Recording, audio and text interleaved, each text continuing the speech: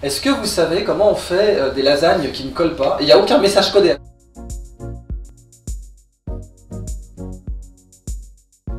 Donc Al-Jabar en arabe de Bagdad au 9e siècle. Aussi bizarre que ça puisse paraître, travail d'arabe c'était pas péjoratif, ça venait du fait qu'on avait offert une...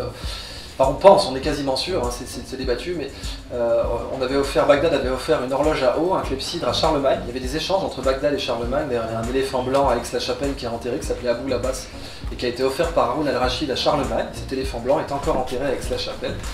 Et un clepsydre est offert à Charlemagne, ce clepsydre se détraque, et à la cour de Charlemagne, personne ne sait le réparer, et donc il y a cette phrase qui va émerger, c'est l'essai, c'est du travail d'arabe, c'est-à-dire c'est trop compliqué pour être refait facilement.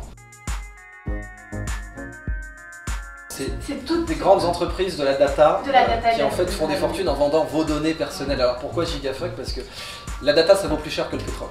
Ça c'est pas une opinion, hein, c'est pas une métaphore. Concrètement, si vous êtes un marchand de données aujourd'hui en gros volume, vous allez faire plus d'argent que si vous êtes un marchand de pétrole. Toutes choses égales par ailleurs, Facebook vaut 4 fois Total, point. Facebook vend vos données et il valent 4 fois Total qui vend du pétrole.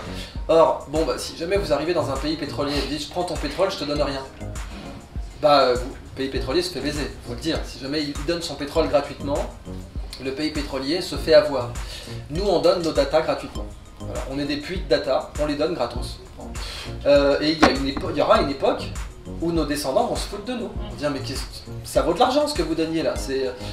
Oui, vous l'échangez contre un service, contre le droit d'échanger des photos. Ok, mais ça vaut de l'argent, parce que bon, le type, il gagne de l'argent en faisant ça. Et donc, bah, Gigafuck, c'est cet acronyme de... voilà, tout à raison, Google, Intel, Amazon.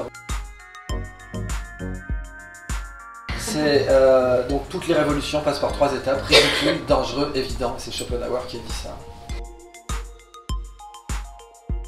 400 milliards au carré.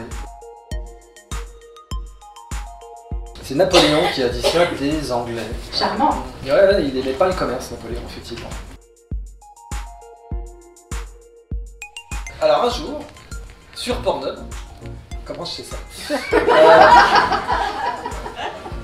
Donc c'est cité dans les manuels de marketing, c'est évidemment là-dessus que je l'ai appris, vous vous en doutez bien.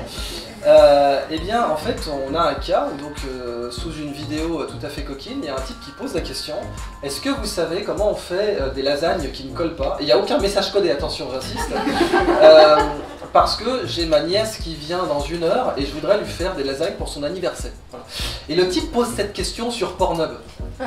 Sur là, erreur de casting quand même. En 10 minutes, il a la réponse en dessous. Et on appelle, et la bonne réponse, c'est-à-dire, en l'occurrence, il faut mettre de l'huile d'olive dans l'eau. Tenez-le vous pour dit.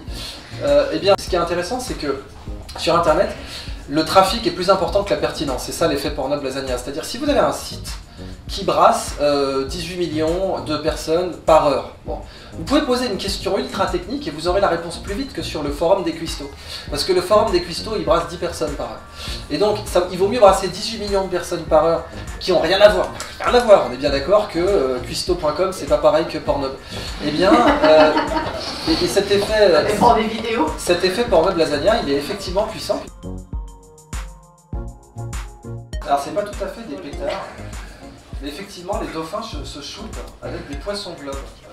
Ils le font tourner en plus, c'est-à-dire que c'est vrai, le poisson globe il produit une toxine qu'on appelle la tétrodotoxine, bon, qui est mortelle à haute dose, mais qui à basse dose vous fait planer. Voilà.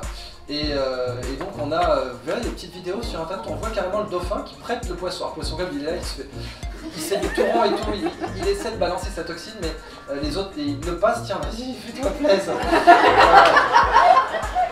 Et ouais, les dauphins sont très coquins, effectivement, ils font ça entre eux, mais alors, ils ont d'autres, je veux pas qu'on réduise les dauphins à ça. Les dauphins sont aussi capables d'offrir des éponges à leur amoureuse. Voilà. Donc ils vont chercher des éponges et ils les choisissent minutieusement. Et c'est comme des fleurs, ils vont les cueillir, ensuite ils les offrent à leur amoureuse. Et ça peut servir en fait les éponges à se protéger le rosse quand ils fouillent dans les pierres. Donc ça peut servir à se protéger le bec, entre guillemets, quand ils fouillent dans le corail pour chercher des trucs. Donc voilà, les dauphins sont aussi des fleurs bleues.